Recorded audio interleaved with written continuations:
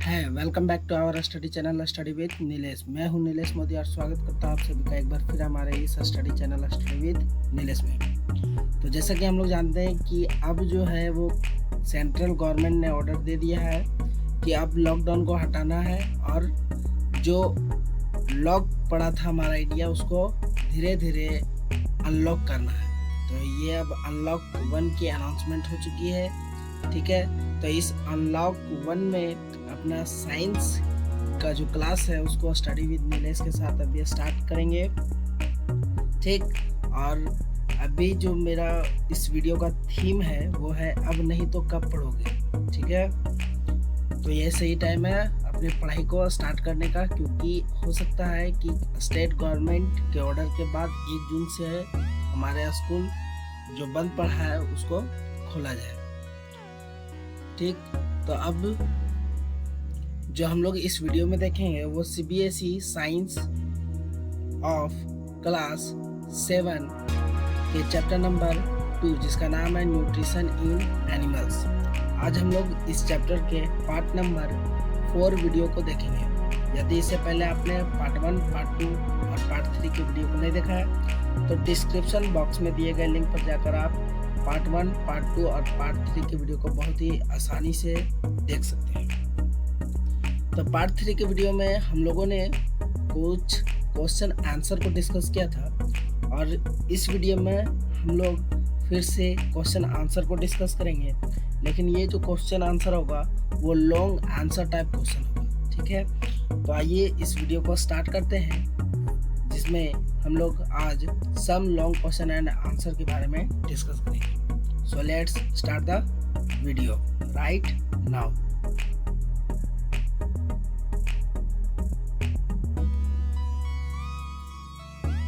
इसमें जो 5th number question 4 number question तक हम लोगों ने कर लिया था। 5th नंबर जो क्वेश्चन है वो है answer the flowing questions in detail में हम लोग का आंसर देना है कोई भी क्वेश्चन का। तो इसमें सबसे पहले जो क्वेश्चन है वो है name the various types of nutrition and describe holozoic nutrition in details. क्या बोल रहा है क्वेश्चन 1 में? क्वेश्चन 1 में बोल रहा है कि हम लोग को न्यूट्रिशन का जितना भी टाइप है सबका नाम बताना है और होलोजोइक न्यूट्रिशन जो है उसको डिटेल में डिस्क्राइब करना है। तो आइए स्टार्ट करते हैं। क्या होगा इसका आंसर? तो इसका आंसर होगा, देखिए सबसे पहली बात, न्यूट्रिशन का जो 2 मेन टाइप होता है वो है ऑटोट्रॉपिक न्यूट्रिशन और हेटेरोट्रॉपिक न्यूट्रिशन। क्लियर है? उसके बाद इस हेटेरोट्रॉपिक न्यूट्रिशन में 3 तरह के न्यूट्रिशन पाए जाते हैं। पहला सेप्रोट्रॉपिक, दूसरा पैरासाइटिक और तीसरा होलोजोइक। सेप्रोट्रॉपिक क्या होता था एक बार रिवाइज भी कर लेते हैं यहीं पे। तो ये स्टार्टिंग से करते हैं रिवाइज। ऑटोट्रॉपिक क्या होता था? जो कि अपना खाना खुद बनाता था। ठीक है, अपना फूड खुद प्रिपेयर करता था। हेटेरोट्रॉपिक क्या होता है?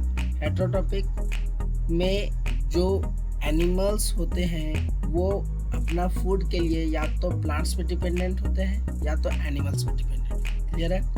फिर है हेटेरोट्रॉपिक न्यूट्रिशन के 3 टाइप। उसमें पहला है सेप्रोट्रॉपिक। तो सेप्रोट्रॉपिक क्या होता है? तो वैसा चीज जो कि अपना खाना सड़ा गला हुआ चीज से प्राप्त करे उसी को क्या कहेंगे? Saprotrophic. Second number parasitic. Parasitic क्या होता था? तो पैरासाइटिक वैसा जो कि दूसरे पर रहकर उसका खाना खाए। ठीक है, और जिस पर वो रहता है उसको नुकसान पहुंचाए। ठीक, तो ये हो गया पैरासाइटिक। तीसरा जो है वो होलोजोइक। तो होलोजोइक न्यूट्रिशन को हम लोग को डिटेल में डिस्क्राइब करना है। तो स्टार्ट करते हैं डिटेल में डिस्क्राइब करना। देखिए होलोजोइक न्यूट्रिशन क्या होता है? तो होलोजोइक न्यूट्रिशन मीन्स होता है eating solid food, solid food का खाना, विच में be a plant product. Solid food क्या हो सकता है? या तो प्लांट प्रोडक्ट हो सकता है, ठीक है, या तो एनिमल प्रोडक्ट भी हो सकता है। इसमें कोई किसी तरह का बाउंडेशन नहीं है। ठीक है, in holozoic mode of nutrition an organism takes the complex organic food into its body by the process of ingestion. क्या बोल रहा है? होलोजोइक मोड ऑफ न्यूट्रिशन में एक ऑर्गेनिज्म जो होता है वो complex organic food means food का कॉम्प्लेक्स पार्ट जो होता है उसको ईट करता है। ठीक, अपने बॉडी में लेता है, और इस प्रोसेस को हम लोग जो कहते हैं वो इंजेक्शन कहते हैं। तो इंजेक्शन प्रोसेस के द्वारा क्या करता है, जो ऑर्गेनिज्म होता है वो कॉम्प्लेक्स ऑर्गेनिक फूड को अपने बॉडी के अंदर लेता है। द इनडाइजेस्टेड फूड इज डाइजेस्टेड, और जो इनडाइजेस्टेड फूड होता है वो क्या होता है, फिर जाकर के डाइजेस्ट होता है, और फाइनली ये क्या होता है, हम लोग के बॉडी में ऑर्गेनिज्म के सेल, ठीक है, जो हम लोग जो बॉडी होता है ऑर्गेनिज्म का, उसका सेल में जाकर के क्या होता है, एब्जॉर्ब होता है, ठीक है। तो एब्जॉर्ब होने के बाद उसका यूज डिफरेंट वर्क करने में करता है वो ऑर्गेनिज्म, ठीक। और इस तरह के जो होलोजोइक न्यूट्रिशन है इसमें कौन कौन से आते हैं, तो इनका एग्जांपल क्या है, इनका एग्जांपल है cat, dog, cattle, fish, amoeba, etc. Clear, ये सब हो गया एग्जांपल होलोजोइक न्यूट्रिशन करने वाला। नेक्स्ट देखते हैं, नेक्स्ट क्वेश्चन है explain nutrition in an amoeba by giving necessary pictures. क्या करना है, अमीबा का जो न्यूट्रिशन होता है, अमीबा में जो न्यूट्रिशन होता है उसको हम लोग को एक्सप्लेन करना है, ठीक है। और इसमें हम लोग को नेसेसरी पिक्चर, जो जरूरी पिक्चर है उसके माध्यम से बताना है, ठीक है। तो देखते हैं इसका आंसर। इसका आंसर में सबसे पहले देखिए अमीबा क्या होता है, अमीबा के बारे में जानिए। अमीबा जो होता है यूनिसेलुलर ऑर्गेनिज्म होता है, ठीक है, यूनिसेलुलर, दैट मीन्स जिसका एक सेल होता है। ये जो होता है वो इरेगुलर शेप का होता है, दैट मीन्स कोई भी शेप का हो सकता है, इसमें कोई बाउंडेशन नहीं है कि यही शेप का, ठीक। तो अमीबा जो होता है वो यूनिसेलुलर होने के कारण अपना जितना भी काम करता है सब अपना एक ही सेल से करता है, ठीक। तो ये हो गया अमीबा के बारे में डिस्क्रिप्शन। अब हम लोग को क्या बताना, अमीबा में जो न्यूट्रिशन होता है उसके बारे में बताना। तो देखते हैं, सबसे पहला इसमें जो होता है अमीबा में न्यूट्रिशन में जो सबसे पहला प्रोसेस होता है वो इंजेक्शन, ठीक है। तो इंजेक्शन में क्या होता है, अमीबा जो होता है वो अपना सुडोपोडिया, ठीक, pseudopodia means false feet, pseudopodia means false feet, pseudopodia का यूज करता है, और जो फूड रहता है, ये फूड है, तो ये फूड को क्या करता है, इंजेस्ट करता है। सुडोपोडिया का यूज करके अमीबा क्या करता है, फूड को इंजेस्ट करता है। और जैसे ही अमीबा जो होता है वो फूड के पीस के नजदीक होता है, वो अपना सुडोपोडियम जो होता है उसको चारों ओर से फैला देता है, ठीक है, और उस फूड पार्टिकल को घेर लेता है। देखिए इस तरह से घेर लेता है, ठीक। और एक तरह का स्फेरिकल फूड वैक्यूल बनाता है, एक तरह का, उसको घेरने के बाद एक तरह का वैक्यूल क्रिएट होता है, ठीक, जो कि उसका टेम्पोररी स्टमक बनता है, ठीक है, उसका टेम्पोररी स्टमक के रूप में काम करता है। उसके बाद दूसरा चीज है डाइजेशन। तो डाइजेशन में क्या होता है, in this process food vacuole formed during ingestion releases a special digestive chemicals called enzymes to break down the captured food into a smaller and soluble molecules। इस प्रोसेस में क्या होता है, जो फूड वैक्यूल क्रिएट होता है during ingestion, ingestion के time में जो फूड वैक्यूल तैयार होता है जो कि इसका स्टमक के रूप में काम करता है, ठीक है, वो क्या करता है, एक तरह का स्पेशल डाइजेस्टिव केमिकल जिसको हम लोग एंजाइम के नाम से जानते हैं वो रिलीज करता है, ठीक। और क्या करता है कि जो कैप्चर्ड फूड रहता है, जो फूड रहता है उसको स्मॉलर और सॉल्युबल मॉलिक्यूल्स में तोड़ता है, ब्रेक डाउन करता है। क्लियर है। उसके बाद है थर्ड नंबर जो प्रोसेस अमीबा में होता है वो एब्जॉर्प्शन। एब्जॉर्प्शन में क्या होता है, in this process the digested food present in food vacuole is then absorbed directly into the cytoplasm of the amoeba by diffusion। तो क्या होता है, इस प्रोसेस में जो डाइजेस्टेड फूड होता है, ठीक, जिसको अमीबा डाइजेस्ट कर लेता है, ठीक, कहाँ पे डाइजेस्ट करता है, तो फूड वैक्यूल में डाइजेस्ट करता है जो कि उसका टेम्पोररी स्टमक होता है। तो फूड वैक्यूल में जो डाइजेस्टेड फूड होता है वो क्या होता है, डायरेक्टली अमीबा का सेल में जो साइटोप्लाज्म होता है, ठीक है, अमीबा का सेल में जो साइटोप्लाज्म होता है वो डायरेक्टली उस फूड को सॉल्युबल फूड को, जो डाइजेस्टेड फूड होता है उसको एब्जॉर्ब कर लेता है by the process of diffusion process के द्वारा, ठीक है, एब्जॉर्ब कर लेता है। This food splits into the whole of amoeba cell. और ये क्या होता है, जो एब्जॉर्ब फूड होता है, जो एब्जॉर्ब हो जाता है फूड, फिर उस फूड को अमीबा के सेल में फैला दिया जाता है, सप्लाई कर दिया जाता है। It is to be noted that after absorption the food vacuole वेनिसेस।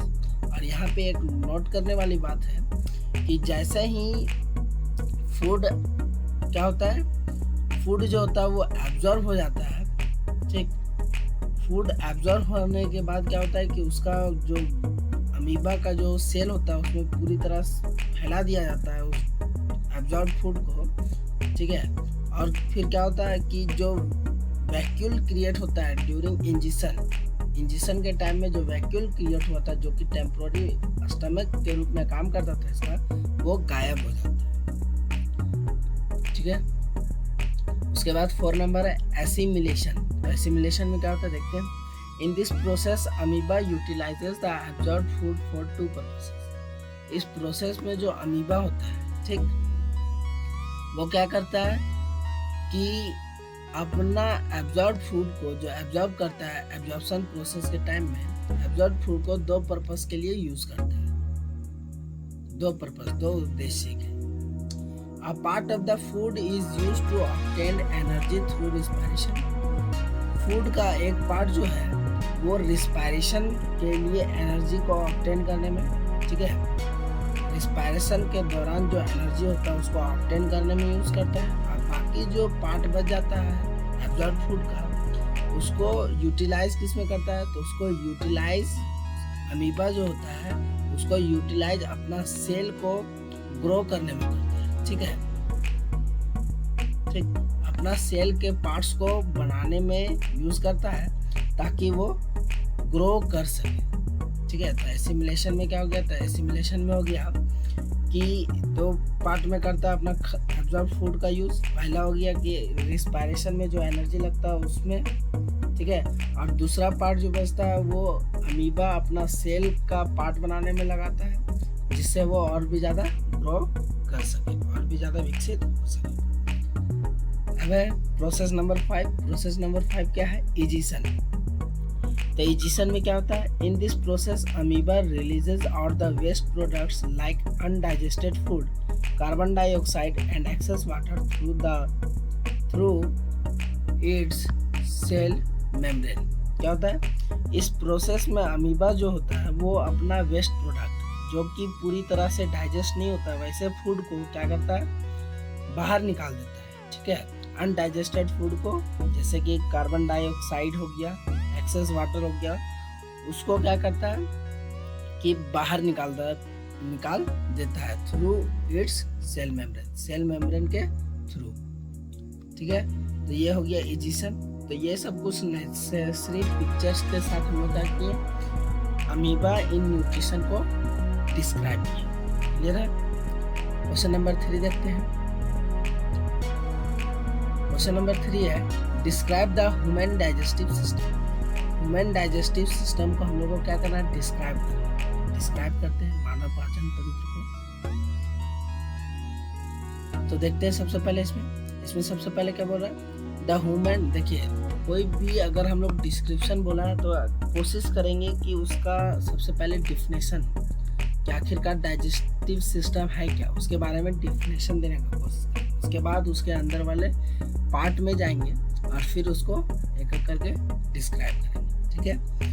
तो देखते हैं, the human digestive system is a system. Human digestive system एक तरह का सिस्टम है, ऑर्गन्स का एक सिस्टम है, ठीक, which is used in the human body for the process of digestion, जिसका यूज ह्यूमन बॉडी क्या करता है, डाइजेशन प्रोसेस करने के लिए करता है। मीन्स इसका मतलब क्या हुआ कि डाइजेशन का मतलब क्या हुआ, तो in the process of breaking down of food को, जो कॉम्प्लेक्स फूड हम लोग ईट करते हैं, जो खाते हैं कॉम्प्लेक्स फूड को, उसको और भी ज़्यादा सिंपलर सब्सटेंसेस में तोड़े ताकि वो बॉडी के द्वारा यूज किया जा सके, ठीक है। क्योंकि क्या होगा, अगर फूड को हम लोग सिंपलर सब्सटेंसेस में नहीं तोड़ेंगे तो फिर क्या होता है कि सिंपलर सब्सटेंसेस में अगर नहीं तोड़ते तो वो वेस्ट के रूप में हम लोग के बॉडी से रिलीज कर दिया जाता है। ठीक है, तो सिंपलर सब्सटेंसेस में तोड़ करके उसको एब्जॉर्ब किया जाता है। ठीक है, और एब्जॉर्ब करने के बाद उसका यूज किया जाता है एनर्जी प्रोडक्शन के लिए। ठीक, और फिर उसका बॉडी यूज करता है। The human digestive system consists of the mouth, esophagus, food pipe, stomach, small intestine and large intestine। देखिए, जो ह्यूमन डाइजेस्टिव सिस्टम होता है उसमें क्या क्या शामिल होता है, तो उसमें माउथ होता है, ऑइसोफेगस होता है जिसको फूड पाइप के नाम से जानते हैं, स्टमक होता है, स्मॉल इंटेस्टाइन होता है और लार्ज इंटेस्टाइन होता है। ठीक है, अब एक एक करके हम लोग पढ़ेंगे कि माउथ में क्या होता है, ऑइसोफेगस में क्या होता है, स्टमक में क्या होता है, स्मॉल इंटेस्टाइन में होता है और लार्ज इंटेस्टाइन में क्या होता है। तो देखते हैं सबसे पहला माउथ में क्या होता है, the digestion of food mainly starts from the mouth of humans. जब फूड का जो डाइजेशन होता है वो मेनली कहाँ से स्टार्ट हो जाता है, तो ह्यूमंस के माउथ से, ह्यूमंस के मुंह से ही स्टार्ट हो जाता है डाइजेशन। ठीक है, the human mouth has 4 types of teeth. Human mouth में कितना तरह का दांत होता है, तो 4 तरह के दांत होते हैं, है ना। कौन कौन होते हैं, तो इंसीजर होते हैं, इंसीजर, कैनिन, ठीक, और क्या होता है प्रीमोलर और मोलर। तो इंसीजर काटने के काम आता है, कैनिन जो होता है वो चीरने फाड़ने के काम आता है। ठीक है, उसके बाद प्रीमोलर जो है वो चबाने के काम आता है और मोलर भी चबाने के काम में आता है। तो ये हो गया इसका यूज। तो 4 तरह के टीथ होते हैं, ठीक, जो कि क्या करते हैं माउथ को कट करने में, दैट मीन्स माउथ का हेल्प करते हैं फूड पार्टिकल्स को कट करने में, टीयर करने में, चीरने फाड़ने में, है ना, और चबाने में, ताकि ये जो फूड पार्टिकल्स है वो स्मॉलर पीसेस में क्रश किया जाए, तोड़ा जा सके। ठीक है, इसके बाद humans mouth also contains salivary gland which secret a liquid called saliva. Humans का जो माउथ होता है वो एक तरह का क्या करता है, सलाइवरी ग्लैंड को कंटेन करता है। ठीक है, उसमें क्या होता है, ह्यूमन्स माउथ में सलाइवरी ग्लैंड होता है जिसको हिंदी में लार ग्रंथि के नाम से जानते हैं। ठीक, ये जो सैलिवरी ग्लैंड होता है वो एक तरह का लिक्विड को सिक्रीट करता है, अपने में संचयित करके रखता है, जमा करके रखता है। ठीक है, जिसका नाम है सलाइवा। क्या नाम है, सलाइवा, लार। This saliva helps the mouth to moisten food. और ये जो सलाइवा होता है वो फूड को मॉइस्चन कर रहा है, मतलब फूड को गीला करने में माउथ की हेल्प करता है, मुंह की हेल्प करता है। It contains a chemical called ptyalin which breaks down some of starches present in foods into sugars। और ये जो सलाइवा होता है उसमें एक तरह का केमिकल होता है जिसका नाम टाइलिन होता है। ठीक है, जो कि क्या करता है, स्टार्चेस, कुछ जो स्टार्च होता है फूड में जो प्रेजेंट होता है, फूड में जो स्टार्च प्रेजेंट होता है कुछ, उसको शुगर्स में तोड़ता है। ठीक, It also helps in breaking down of food into simpler substances। और ये क्या करता है कि फूड जो होता है, ठीक है, जो कॉम्प्लेक्स फूड हम लोग ईट करते हैं उसको सिंपलर सब्सटेंसेस में भी तोड़ने में हेल्प करता है। ठीक है, तो इसीलिए हम लोगों को कहा जाता है कि खाना को धीरे धीरे और अच्छे से चबा करके खाना चाहिए। अच्छा, अगर हम लोग जल्दी जल्दी खाएंगे तो क्या होगा, तो जल्दी जल्दी खाएंगे तो देखिए हम लोग का जो टीथ है उसका जो रोल है वो सही से नहीं करेगा, क्योंकि हम लोग डालेंगे मुंह में तुरंत उसको क्या करेंगे, सेलो कर जाएंगे, निकल जाएंगे। ठीक है, तो वो अच्छा से सैलिवरी ग्लैंड में जो सलाइवा होता है वो अच्छे से उसमें मिक्स नहीं होगा, मॉइस्चन फूड को नहीं करेगा। और फूड को मॉइस्चन नहीं करेगा तो क्या होगा, जो टाइलिन होता है, जो केमिकल से सलाइवा में होता है, जो टाइलिन होता है वो क्या करेगा, जो स्टार्च प्रेजेंट होता है हम लोग का फूड पार्टिकल्स में, उसको शुगर में चेंज नहीं कर पाएगा। और शुगर में चेंज नहीं करेगा तो क्या होगा, फूड का सही से ब्रेक डाउन नहीं होगा। ठीक, और हम लोग का जो फूड है वो सही से हम लोग का पेट में पचेगा नहीं, दैट मीन्स अनडाइजेशन हो जाएगा। ठीक है, तो ये हो गया माउथ की बात। नेक्स्ट देखते हैं। नेक्स्ट जो है वो है oesophagus, that means food pipe. देखिए ये फूड पाइप, यहाँ से माउथ में हम लोग खाएं, माउथ में फूड को खाएं, और माउथ से कहाँ है, फूड पाइप में, ओइसोफेगस में। क्या होता है, देखिए after the digestion of food in the mouth, tongue pushes the chewed and moisten food to the back of humans mouth. देखिए कि माउथ में जो फूड का डाइजेशन होता है, उसके बाद जो हम लोग का टंग होता है, ठीक है, जो जीभ होता है, वो क्या करता है कि चबाया हुआ और मॉइस्चन हुआ फूड को हम लोग के माउथ के पीछे, ठीक है, वहाँ पे पुश कर देता है, ठीक। और जो फूड होता है वो कहाँ आ जाता है, वो आ जाता है ओइसोफेगस में, ठीक है, ये ओइसोफेगस में आ जाता है, ठीक। ये ओइसोफेगस जो होता है वो 25 सेंटीमीटर लॉन्ग ट्यूब होता है, ठीक, जो कि क्या करता है, फूड को माउथ से लेकर ह्यूमन के स्टमक तक पहुंचाता है। ह्यूमन के माउथ से लेकर ह्यूमन के स्टमक तक कौन पहुंचाता है, फूड पाइप।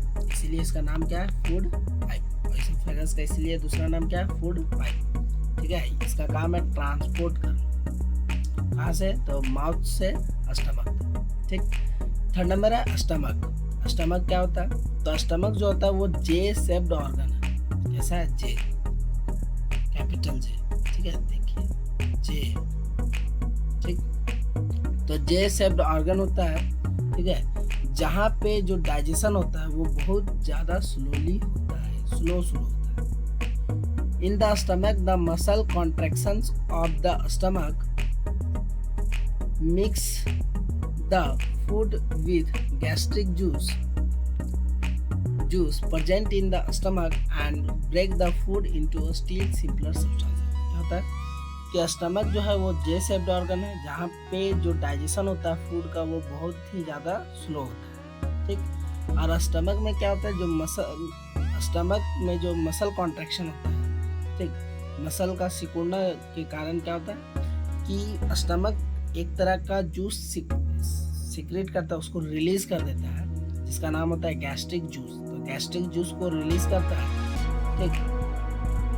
और फिर क्या करता है, ये गैस्ट्रिक जूस को फूड के साथ मिला करके फूड को और भी ज़्यादा सिंपलर सब्सटेंसेस में तोड़ने का कोशिश करता है। उसके बाद देखते हैं हम लोग स्मॉल इंटेस्टाइन के बारे में। स्मॉल इंटेस्टाइन क्या होता है, the small intestine from the stomach the partially digested food इंटर्स into the small intestine. और स्टमक से क्या होता है, जो पार्शियली डाइजेस्टेड फूड होता है वो हम लोग के स्मॉल इंटेस्टाइन में इंटर कर जाता है। यहाँ से अब कहाँ आ गया, स्टमक से कहाँ आ गया, स्टमक से आ गया हम लोग का स्मॉल इंटेस्टाइन। ये देखिए ये जो है वो है स्मॉल इंटेस्टाइन, है ना, ये जो है वो स्मॉल इंटेस्टाइन, छोटा छोटा ट्यूब वाला, पतला ट्यूब, ठीक। तो it is the organ of about 7.5 metre long. देखिए ये जो होता है वो 7.5 मीटर लॉन्ग होता है, कितना, 7.5 मीटर लॉन्ग होता है, और लगभग 1 इंची के डायमीटर में, ठीक, दैट मीन्स बहुत पतला उसको बोल सकते हैं। 1 इंची के डायमीटर में उसका मोटाई होता है, उसका थिकनेस होता है, और इसके अंदर बहुत ज़्यादा कर्व्स होता है, ठीक है, दैट मीन्स घुमावट बहुत ज़्यादा होता है। देखिए स्मॉल इंटेस्टाइन जो है उसका नाम स्मॉल इसीलिए पड़ा, ठीक है, क्योंकि ये डायमीटर में क्या है, कम है as compared to large intestine. अभी हम लोग लार्ज इंटेस्टाइन भी पढ़ेंगे। तो स्मॉल इंटेस्टाइन का नाम जो स्मॉल पड़ा है वो उसके थिकनेस के कारण पड़ा, ठीक है, ना कि उसका लंबाई के कारण। इंटरेस्टिंग फैक्ट ये है कि स्मॉल इंटेस्टाइन जो है वो लार्ज इंटेस्टाइन से लंबाई में ज़्यादा, लेंथ में ज़्यादा होता है, ठीक, लेकिन चौड़ाई में जो थिकनेस होता है उसमें कम होता है। इसके बाद देखते हैं, it is the site of where most digestion of food in humans take place. और ये एक ऐसा साइट है, स्मॉल इंटेस्टाइन एक ऐसा साइट है जिसमें ह्यूमंस का जो फूड डाइजेशन होता है वो सबसे ज़्यादा होता है। इट्स सीक्रेट इंटेस्टाइनल जूस, और इसमें एक तरह का जूस होता है जिसका नाम है इंटेस्टाइनल जूस। ठीक, it receives bile juice from the liver, और इंटेस्टाइन में क्या होता है कि लीवर जो है, ये हो गया आपका लीवर, लीवर से क्या होता है एक तरह का जूस आता है जिसका नाम होता है बाइल जूस। ठीक है, तो बाइल जूस आता है लीवर से। कौन सा जूस आता है? Bile juice. कहाँ आता है? स्मॉल इंटेस्टाइन में। और पेनक्रियाटिक जूस जो आता है वो पेनक्रियास से आता है। यह हो गया आपका पेनक्रियास। ठीक है, तो पेनक्रियास से कौन सा जूस आता है स्मॉल इंटेस्टाइन में? Pancreatic juice. ठीक है, और ये 3 तरह के जूस क्या होते हैं? जो पहला जूस हो गया जो स्मॉल इंटेस्टाइन खुद प्रोड्यूस कर रहा है, ठीक है, जिसको हम लोग बोलते हैं इंटेस्टाइनल जूस। दूसरा हो गया लीवर से जो जूस आया बाइल जूस, और तीसरा हो गया पेनक्रियाटिक जूस। तो ये 3 तरह के जो जूस होते हैं वो क्या करते हैं? वो स्मॉल इंटेस्टाइन को हेल्प करते हैं फूड को कम्प्लीटली डाइजेस्ट करने में। ठीक, after then digested food is absorbed into the blood vessels in the walls of the intestine.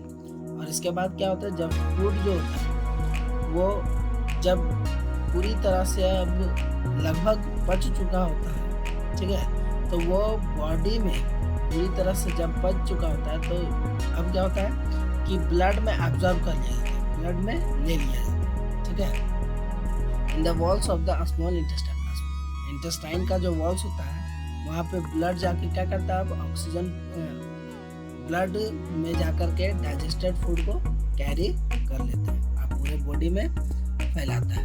ठीक है, उसके बाद देखते हैं लार्ज इंटेस्टाइन। ठीक है, तो ये आपका लार्ज इंटेस्टाइन हो गया। Although most of the material in the small intestine is digested, हालांकि बहुत सारा मटेरियल जो होता है, ठीक है, अधिकतर मटेरियल जो होता है फूड का मटेरियल जो होता है वो स्मॉल इंटेस्टाइन में डाइजेस्ट हो जाता है, लेकिन कुछ जो सब्सटेंस होते हैं जो अच्छे से नहीं पच सकते हैं, नहीं पच पाते हैं, ठीक है, डाइजेस्ट नहीं हो पाते हैं, जैसे कि सेलुलोज हो गया, ठीक, उसको क्या कर दिया जाता है? रिलीज आउट कर दिया जाता है। ठीक है, उसको this undigested food along with water and mucus makes its way to the large intestine। ये क्या होता है कि ये स्मॉल इंटेस्टाइन से जो अनडाइजेस्टेड फूड होते हैं वो वाटर और म्यूकस के साथ, म्यूकस एक तरह का केमिकल बोल लीजिए जो कि बॉडी में होता है, ठीक है, तो वाटर और म्यूकस के साथ लार्ज इंटेस्टाइन में अब आ जाता है। ठीक है, where it is eliminated from the body through a short tube. फिर यहाँ से लार्ज इंटेस्टाइन से क्या होता है? लार्ज इंटेस्टाइन से फिर ये जो होता है वो रेक्टम, वो एक शॉर्ट ट्यूब जिसका नाम रेक्टम है उसके थ्रू, ठीक, जिसका ओपनिंग को हम लोग एनस के नाम से जानते हैं, तो रेक्टम पाइप हो गया, ठीक है, और एनस जो हो गया वो रेक्टम के ओपनिंग हो गई, जहाँ से जो अनडाइजेस्टेड फूड होता है, ठीक, वो वाटर और म्यूकस के साथ रिलीज कर दिया जाता है। लार्ज इंटेस्टाइन जो होता है वो स्मॉल इंटेस्टाइन से ज़्यादा चौड़ा होता है, ज़्यादा वाइड होता है। It is about 1.5 metre in length. ये कितना है? 1.5, ठीक है, जो कि स्मॉल इंटेस्टाइन से बहुत ज़्यादा है।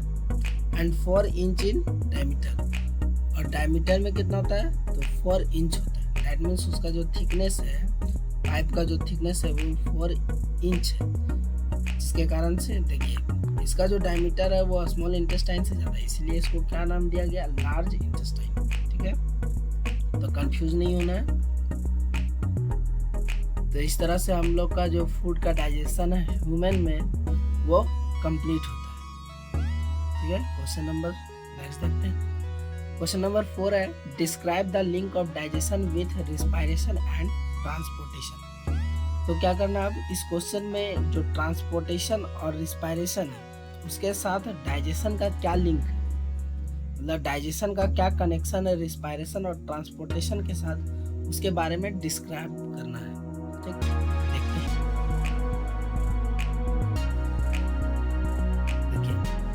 सबसे पहला जो लिंक बताने जा रहे हैं वो है link of digestion with respiration. Respiration के साथ डाइजेशन का क्या लिंक है। सबसे पहले रिस्पायरेशन को समझते हैं कि रिस्पायरेशन में क्या क्या होता है। तो जैसा कि हम लोग जानते हैं, रिस्पायरेशन एक ऐसा प्रोसेस है जिसमें से हम लोग का जो बॉडी होता है, ह्यूमन्स का जो बॉडी होता है, वो ऑक्सीजन को इनहेल करता है, मीन्स अपने अंदर लेता है बॉडी के अंदर, और कार्बन डाइऑक्साइड को, ठीक है, रिस्पायरेटरी सिस्टम के थ्रू रिलीज आउट करता है, बाहर निकालता है। ठीक है, तो ये हो गया हम लोग का रिस्पायरेटरी सिस्टम। रिस्पायरेटरी सिस्टम में क्या आता है, नेसल कैविटी आता है, नोज, यहीं पे नॉस्ट्रिल्स होता है ना। फिर यहाँ पे फेरेंक्स हो गया, लैरिंक्स हो गया, ट्रैकिया हो गया, ब्रोंकी हो गया, ठीक है, ब्रोंकियल्स हो गया, डायफ्राम हो गया। ये सब जो है वो लंग के पार्ट्स में आते हैं। ठीक है, ट्रैकिया, ब्रोंकी, ब्रोंकियल्स, ये सब लंग के पार्ट्स में आते हैं। ठीक, तो रिस्पायरेशन समझ में आ गया। रिस्पायरेशन में क्या होता है, हम लोग ऑक्सीजन को अंदर लेते हैं और कार्बन डाइऑक्साइड को बाहर छोड़ते हैं बाय द रिस्पायरेटरी सिस्टम। ठीक, और नसल cavity, pharynx, larynx, trachea, bronchi, bronchioles जो हो गया, वो सब क्या हो गया, रिस्पायरेटरी सिस्टम का ऑर्गन हो गया। क्लियर है। देखिए लिंक क्या है डाइजेशन का रिस्पायरेशन के साथ। The link of digestion with respiration. Digestion का जो रिस्पायरेशन के साथ लिंक है वो ये है कि ऑर्गेनिज्म जो होता है, ठीक है, ऑर्गेनिज्म जो होता है वो ऑक्सीजन को कंबाइन करता है किसके साथ, तो डाइजेशन में जो डाइजेशन, फूड का डाइजेशन के दौरान जो एनर्जी प्रोड्यूस होता है उसको ऑक्सीजन के साथ कंबाइन करता है। देखिए समझिए, रिस्पायरेशन में क्या हुआ, रिस्पायरेशन में हम लोग ऑक्सीजन लिए, ठीक है, रिस्पायरेशन में क्या लिए, ऑक्सीजन लिए, और हम लोग डाइजेशन ऑफ फूड करने के बाद उसको एब्जॉर्ब करते हैं। ठीक, एब्जॉर्ब करने से यहाँ पे जो डाइजेस्टेड फूड होता है, जो डाइजेस्टेड फूड होता है उसके साथ ऑक्सीजन कंबाइन होकर के एनर्जी को प्रोड्यूस करता है, एनर्जी प्रोड्यूस करता है। ऑक्सीजन जो होता है, जो कि रिस्पायरेशन के थ्रू हम लोग के बॉडी में आता है, रिस्पायरेटरी सिस्टम के थ्रू हम लोग के बॉडी में आता है, और डाइजेशन से हम लोग का जो फूड डाइजेस्ट होता है उसके साथ मिल करके ऑक्सीजन क्या करता है, एनर्जी को प्रोड्यूस करता है। तो यही एक बहुत बड़ा लिंक है, और एनर्जी का प्रोडक्शन करता है, और फिर क्या करता है वो हम लोग को कोई भी काम करने के लिए यूज में एनर्जी आता है। क्लियर है। तो रिस्पायरेशन से ऑक्सीजन आया हम लोग के पास, डाइजेशन से डाइजेस्टेड फूड आया, और डाइजेस्टेड फूड और ऑक्सीजन, ठीक है, ये दोनों कंबाइन होकर के एनर्जी का प्रोडक्शन किया, और फिर बाद में यही एनर्जी का यूज हम लोग काम करने में करते हैं। और यही क्या है, डाइजेशन का रिस्पायरेशन के साथ लिंक है। अब बताइए कि अगर डाइजेशन हो रहा है सिर्फ और रिस्पायरेशन ना हो, दैट मीन्स ऑक्सीजन फूड को, डाइजेस्टेड फूड को ना मिले, तो क्या हम लोग के बॉडी के अंदर एनर्जी प्रोडक्शन होगा? नहीं होगा। जाहिर सी बात है कि एनर्जी प्रोडक्शन नहीं होगा। एनर्जी का प्रोडक्शन तभी होता है जब डाइजेस्टेड फूड जो होता है in the presence of oxygen burn, ठीक है, माइटोकॉन्ड्रिया सेल का एक पार्ट है माइटोकॉन्ड्रिया, वहाँ पे जाके बर्न करता है, ठीक है, और जाकर के फिर एनर्जी प्रोडक्शन करता है, और फिर उसी एनर्जी का हम लोग यूज करते हैं कोई भी काम करने में। तो ये बहुत बड़ा लिंक हो गया डाइजेशन का रिस्पायरेशन के साथ। नेक्स्ट जो है डाइजेशन का ट्रांसपोर्टेशन के साथ। ट्रांसपोर्टेशन को सबसे पहले समझते हैं। तो ट्रांसपोर्टेशन एक प्रोसेस है, ठीक है, जिसमें जो ट्रांसपोर्टिंग मटेरियल्स होता है, ट्रांसपोर्टिंग मटेरियल क्या हो गया, जैसे हो गया ऑक्सीजन। ऑक्सीजन को कैरी कौन करता है, तो ब्लड कैरी करता है ना। जो डाइजेस्टेड फूड होता है उसको भी कौन कैरी करता है, ब्लड करता है। जो कार्बन डाइऑक्साइड हो गया, वेस्ट प्रोडक्ट कार्बन डाइऑक्साइड हो गया, उसको भी कौन कैरी करता है, तो उसको भी ब्लड करता है। और ये जो ब्लड कैरी करता है पूरे बॉडी में ऑक्सीजन को पहुंचाता है, डाइजेस्टेड फूड को पहुंचाता है, वो ब्लड पहुंचाता है, तो किसके थ्रू, ट्रांसपोर्टेशन के थ्रू। और कार्बन डाइऑक्साइड को पूरे बॉडी से निकाल करके बाहर निकालता है, तो किसके थ्रू करता है, ट्रांसपोर्टेशन के थ्रू करता है ना, जिसको हम लोग सर्कुलेटरी सिस्टम के नाम से जानते हैं। इसी सिस्टम को सर्कुलेटरी सिस्टम के नाम से, ठीक है। तो देखिए लिंक क्या है, तो लिंक ये है ट्रांसपोर्टेशन का डाइजेशन के साथ या डाइजेशन का ट्रांसपोर्टेशन के साथ, कि जो ट्रांसपोर्टेशन होता है वहाँ से हम लोग को क्या मिलता है, ऑक्सीजन का सप्लाई मिलता है, ठीक है। देखिए रिस्पायरेशन के थ्रू हम लोग क्या किए, ऑक्सीजन को अंदर ले, लेकिन अंदर लेने से काम नहीं बनता, उसको पूरा क्या करना पड़ता है, जहाँ पे रिएक्शन होता है डाइजेस्टेड फूड और ऑक्सीजन का, वहाँ पे उसको ले जाना होगा, पूरे बॉडी पार्ट्स में पहुँचाना होगा, सेल्स के पास, ठीक है। तो वो पहुँचाने का काम कौन करता है, ट्रांसपोर्टेशन सिस्टम, मतलब बॉडी में जो सर्कुलेटरी सिस्टम है वो पहुँचाने का काम करता है, ठीक है। तो ऑक्सीजन का सप्लाई करता है, डाइजेस्टेड फूड का सप्लाई करता है, और दोनों को क्या करवाता है, कंबाइन करवाता है, कंबाइन करने में हेल्प करता है, ठीक। और कंबाइन करने में हेल्प करता है, तो इससे क्या होता है, एनर्जी प्रोड्यूस होता है, और एनर्जी प्रोड्यूस होता है, ठीक। तो एनर्जी प्रोडक्शन होने के बाद क्या होता है, वहाँ से कार्बन डाइऑक्साइड जो वेस्ट गैस होता है उसका प्रोडक्शन होता है, ठीक है। अब वेस्ट गैस का प्रोडक्शन होने के बाद उसको जो होता है वहाँ से निकाल करके हम लोग के बॉडी के बाहर जो भेजता है वो कौन करता है, तो फिर से ट्रांसपोर्टेशन सिस्टम हम लोग का, दैट मीन सर्कुलेटरी सिस्टम काम करता है। तो ये लिंक हो गया डाइजेशन का ट्रांसपोर्टेशन के साथ, ठीक है। तो डाइजेशन किस पे डिपेंड कर रहा है, रिस्पायरेशन पे और ट्रांसपोर्टेशन पे। अगर रिस्पायरेशन नहीं होगा और ट्रांसपोर्टेशन नहीं होगा तो डाइजेशन भी नहीं होगा, है ना। दैट मीन्स कंटिन्यूअसली हम लोग के बॉडी में क्या होना चाहिए, वाटर का सप्लाई होना चाहिए, ऑक्सीजन का सप्लाई होना चाहिए, रिस्पायरेटरी ऑर्गन हम लोग का जो होना चाहिए वो हेल्दी होना चाहिए, ठीक है। और दूसरी बात, हम लोग का जो ट्रांसपोर्टेशन सिस्टम है, सर्कुलेटरी सिस्टम है, उसका भी हेल्दी होना बहुत ज़्यादा जरूरी है, ठीक है। उसके बाद क्वेश्चन नंबर नेक्स्ट देखते हैं। क्वेश्चन नंबर नेक्स्ट है, describe respiration in humans. Humans में रिस्पायरेशन को डिस्क्राइब करते हैं। सबसे पहले देखते हैं कि जो है इसका डिस्क्रिप्शन रिस्पायरेशन का ह्यूमंस में वो इस प्रकार है। सबसे पहले बात करते हैं, फिर से वही पिक है हम लोग के पास, ठीक है। ये रिस्पायरेटरी ऑर्गन हो गया, हम लोग सिस्टम हो गया। रिस्पायरेटरी सिस्टम है नसल कैविटी, ठीक है। नसल कैविटी में क्या होता है, नॉस्ट्रिल होता है, ठीक। उसके बाद थ्रोट की बात करते हैं तो फेरेंक्स और लैरिंक्स, ठीक है। उसके बाद लंग्स की बात करते हैं तो ट्रैकिया, ब्रोंकी, ब्रोंकियल्स, ये सब। सबसे पहली बात करते हैं नोज और थ्रोट की। तो नोज और थ्रोट में क्या होता है उसको पहले देखते हैं। We take air into the body through nostrils. हम लोग नॉस्ट्रिल के थ्रू क्या करते हैं, एयर को अपने अंदर लेते हैं। नॉस्ट्रिल होता है ना, तो जो होल होता है हम लोग के नोज में, उसी को नॉस्ट्रिल बोलते हैं। तो नॉस्ट्रिल बोले या फिर नोज का ओपनिंग बोले, ठीक। वहाँ से हम लोग एयर को अपने बॉडी के अंदर लेते हैं। विंटर में क्या होता है, जब एयर जो होता है वो बहुत ज़्यादा ठंडा होता है, एयर क्या होता है विंटर में ठंडा हो जाता है। तो जब ठंडा होता है तब हम लोग के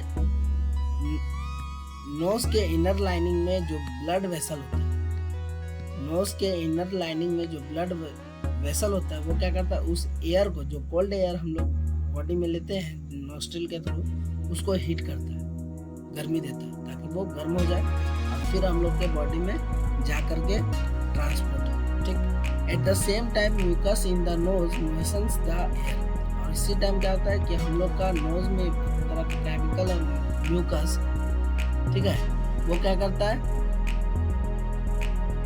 वो एयर को मॉइसन करता है, ठीक है, थोड़ा गीला करने का प्रोसेस, ठीक। Finally both large and tiny hair in the nose help to clean the air in the nose by trapping dust particles and microscopic organisms like bacteria. क्या होता है कि जैसे ही हम लोग का नॉस्ट्रिल से अंदर जाने का कोशिश करता है तो हम लोग के नोस्ट्रिल में क्या होता है कि छोटा बड़ा हेयर होता है, बाल होता है, ठीक है। तो ये जो लार्ज और टीनी हेयर्स होते हैं हम लोग का नोज का, वो ऐसे ही नहीं होता। वो क्या करता है, क्लीनिंग एजेंट का काम करता है। वो क्या करता है, एयर को प्यूरिफाई करता है। दैट मीन्स एयर में अगर कोई भी बैक्टीरिया तरह का कोई भी माइक्रोस्कोपिक ऑर्गेनिज्म है तो उसको वहीं वो निकाल देगा। ठीक, तो ये हो गया फंक्शन किसका, नोज हेयर का। वो भी क्या हो गया, नोज हेयर ऐसे ही नहीं है, बहुत इंपॉर्टेंट है। ठीक है, तो हम लोग का बॉडी का हर वो चीज़, ठीक है, जितना भी चीज़ है हम लोग का बॉडी सब इम्पोर्टेंट, चाहे वो हेयर हो या कुछ भी हो।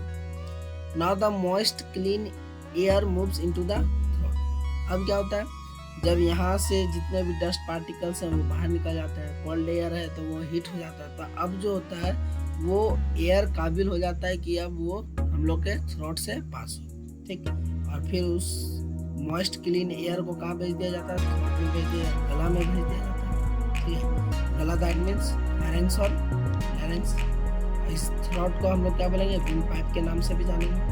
ठीक है, through the wind pipe into the respiratory system.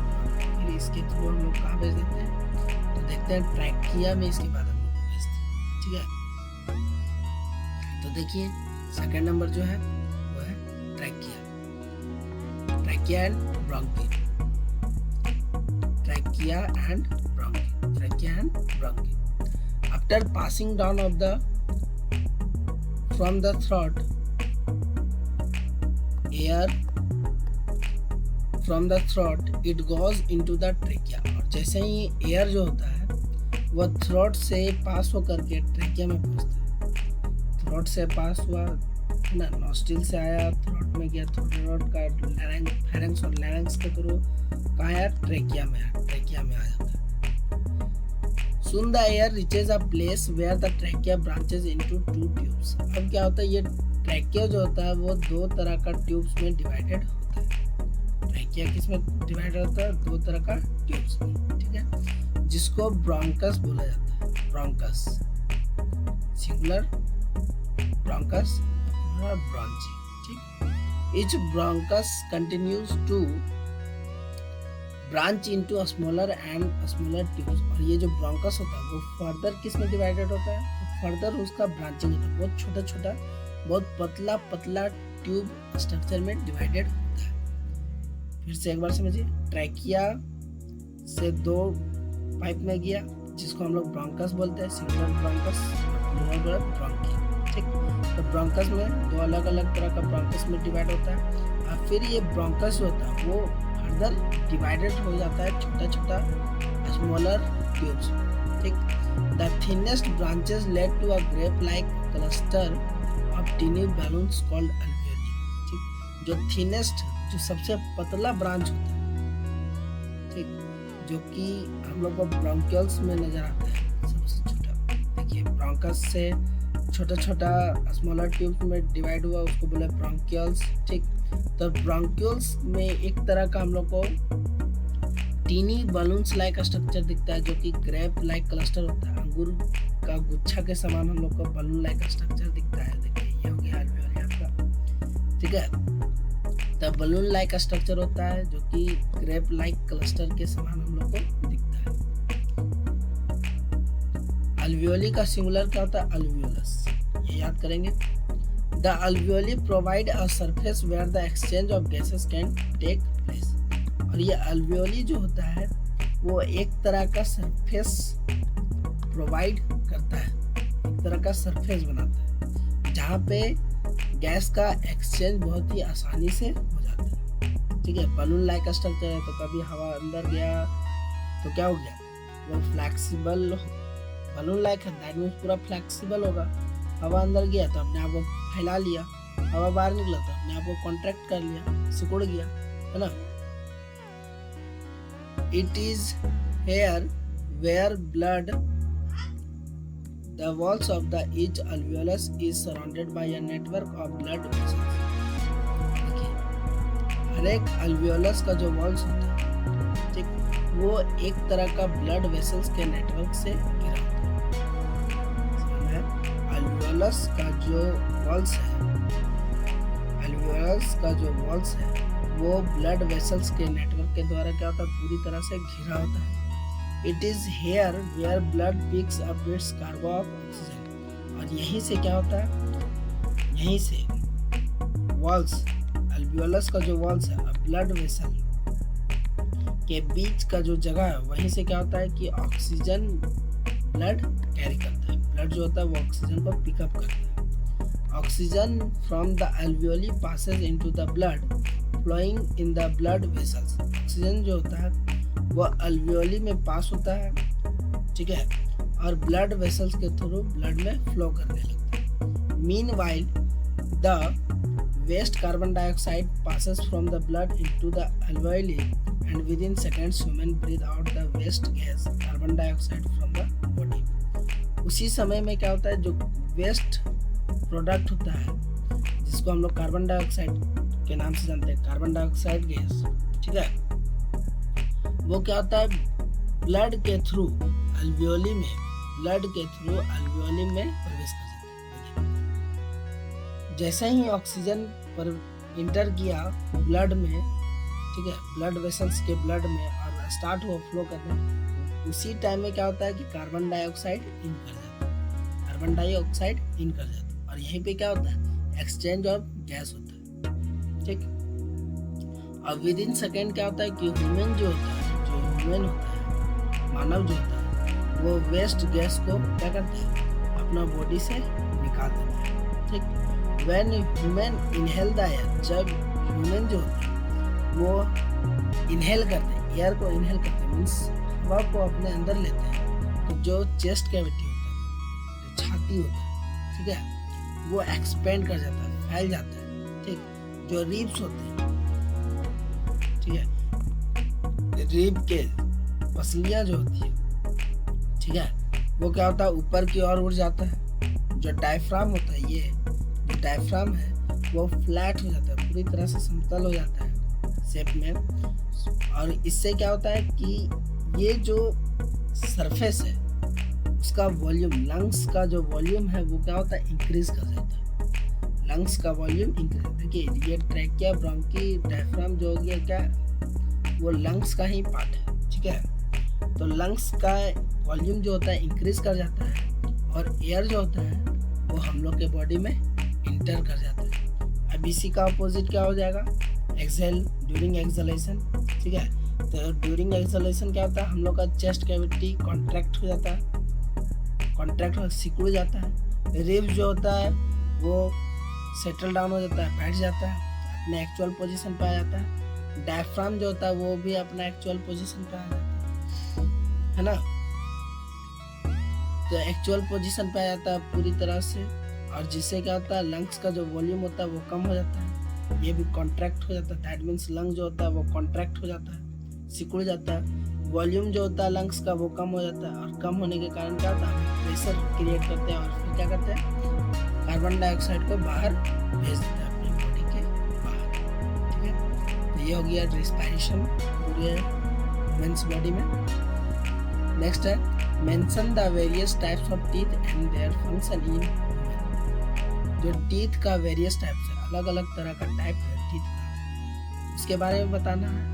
Human के अंदर इस टीथ का क्या फंक्शन है उसके बारे में बताना। देखते हैं।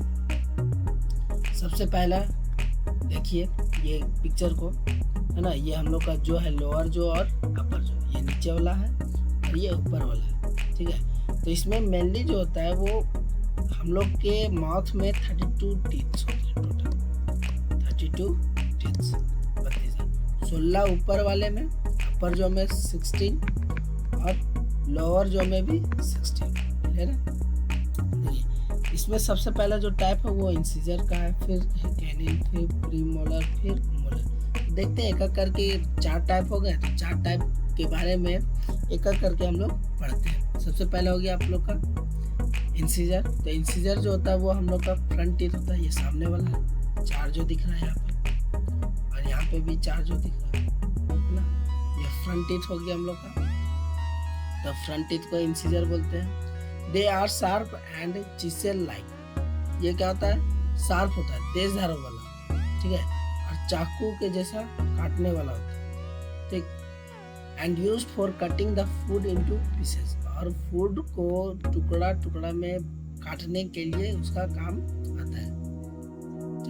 There are 8 incisors in our mouth. हम लोग के माउथ में टोटल कितना इंसिजर होता है? 8 होता है।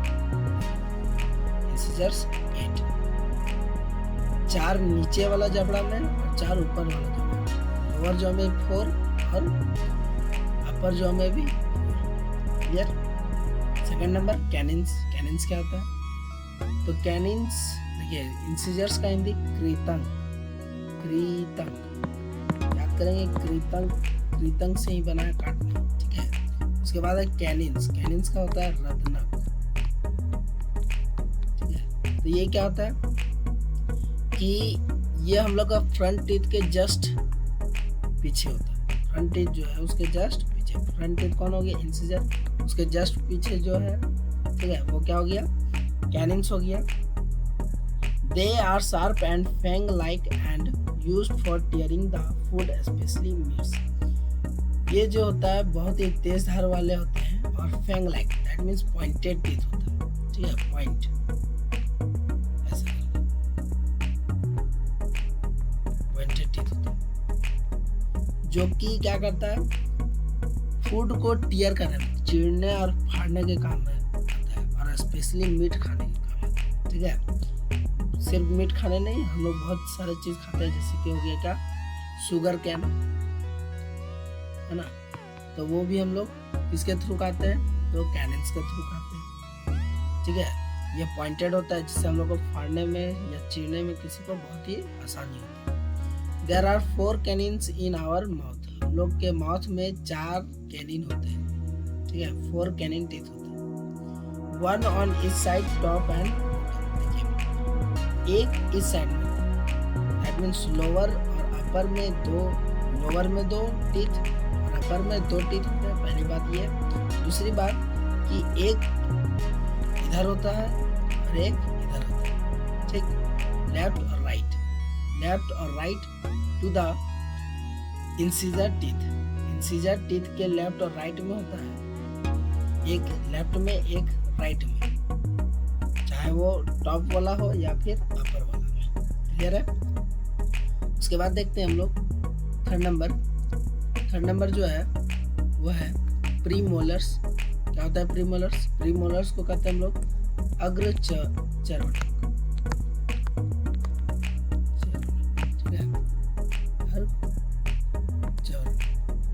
तो ये क्या होता है प्रीमोलर्स? प्रीमोलर्स जो होता है वो कैनिन टीथ, जो हम लोग का चीरने फाड़ने वाला जो दांत होता है उसके ठीक पीछे होता है। ठीक है। They are large and white teeth. ये जो होता है वो चौड़ा, बड़ा होता है और चौड़ा टीथ होता है। ठीक है। एज कम्पेयर टू इंसिजर की बात करें या कैनिन की बात करें तो उससे ज़्यादा चौड़ा होता है और बड़ा होता है। And use for chewing and grinding the food. और खाना को चबाने या फिर पीसने के काम आता है। There are 8 premolars in our mouth. हम लोग के माउथ में टोटल कितने प्रीमोलर हैं? 8 है। टोटल 8 हो गए। 2 on each side, top and bottom. ठीक है। दैट मीन्स 4 ऊपर वाले जो में और 4 नीचे वाले जो में और 2 हर एक साइड में। 2 इधर हो गया, 2 इधर हो गया। ठीक है। 2 इधर हो गया और 2 इधर हो गया। ठीक। तो 4 ऊपर 4 नीचे, 2 जो होते हैं 2-2 करके डिवाइडेड होते हैं कैनिन्स के पीछे। उसके बाद है हम लोग का मोलर्स। मोलर्स क्या होता है? ये जो होते हैं वो प्री मोलर के ठीक पीछे होते हैं, just behind to premolars teeth. They are more larger and wider teeth than premolars. ये प्री मोलर से ज़्यादा बड़ा और ज़्यादा चौड़ा होता है। और इसका भी जो यूज़ है वो चीविंग और ग्राइंडिंग करने में, चबाने और पीसने में फूड। ठीक है। टोटल जो मोलर है वो हम लोग के माउथ में 12 होते हैं। कितना? 12। 3 ऑन ईच साइड। 3 जो होते हैं वो हर एक साइड में होते हैं। तो 3 इधर और 3 इधर, है ना? 3 इधर और 3 इधर। ठीक है।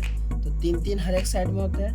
और टॉप और बॉटम में, दैट मीन्स लोअर में 6 और ऊपर में 6। ठीक है, इस तरह से हम लोग का ये इस चैप्टर का जो लॉन्ग आंसर टाइप क्वेश्चन है वो कंप्लीट होता है। अगर आपको ये वीडियो अच्छा लगे तो लाइक करें, कमेंट करें और शेयर करना ना भूलें। ठीक है, और अभी तक आपने सब्सक्राइब नहीं किया तो सब्सक्राइब करें स्टडी विद नीलेश और बेल आइकन को जरूर दबाएं ताकि आप लेटेस्ट अपडेट पाते रहें। Thank you, have a nice day.